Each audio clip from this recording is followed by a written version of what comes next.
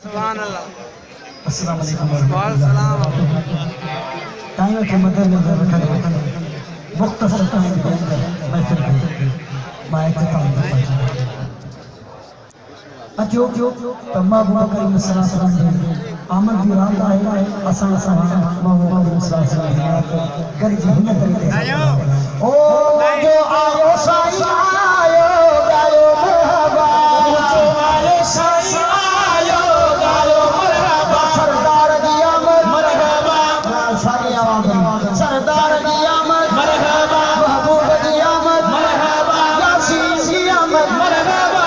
हादी आमद मरहबा मुसम्मिल दी आमद मरहबा जरा जोर से बोलो मरहबा जरा ऊंचा बोलो मरहबा हाथ उठाकर बोलो मरहबा मुझे आयो साईं आयो गायो मरहबा मुझे आयो साईं आयो गायो मरहबा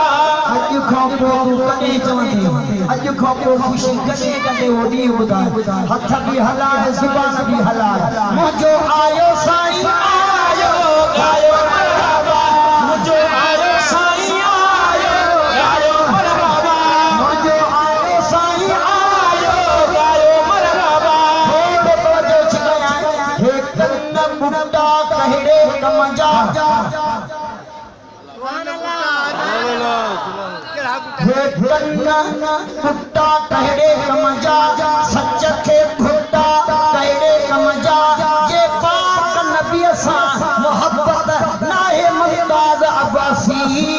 कन्या पे चुप्ता कहड़े कम जा मुझे तो आयो गायो मरहबा मुझे आयो साईं आयो गायो मरहबा सरदार दी आमद मरहबा यासीन दी आमद मरहबा हाजी आमद मरहबा मुसम्मिल दी आमद मरहबा मुदस्सर दी आमद मरहबा जरा जोर से बोलो मरहबा जरा ऊंचा बोलो मरहबा ओ चिट्टी थी वही चांद मक्के मझे सुरोहान चिट्टी थी वही चांद मक्के मझे सुरोहान चिट्टी थी वही चांद मक्के मझे सुरोहान मक्के मझे सुरोहान आयो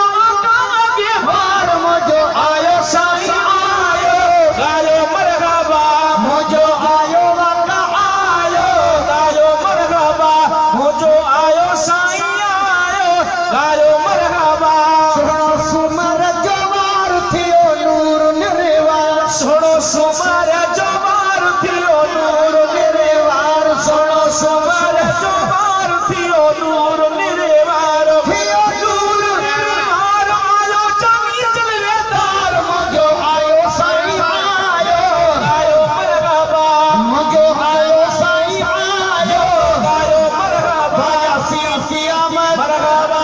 हाजी आमद मरहबा मुसम्मिल दी आमद मरहबा मुदस्सर दी आमद मरहबा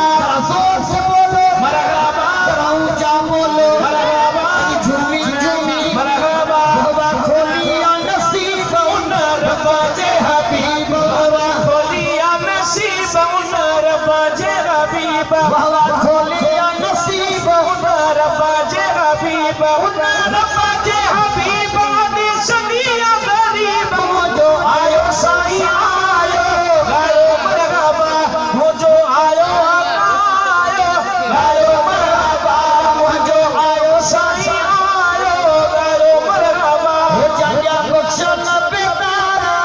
खटी वया हुबेदार जाजा बख्शल बेदार आया सभिन जा सरदार जाजा बख्शल बेदार आया सभिन जा सरदार जाजा बख्शल बेदार आया सभिन जा सरदार जाजा बख्शल बेदार आया सभिन जा सरदार आया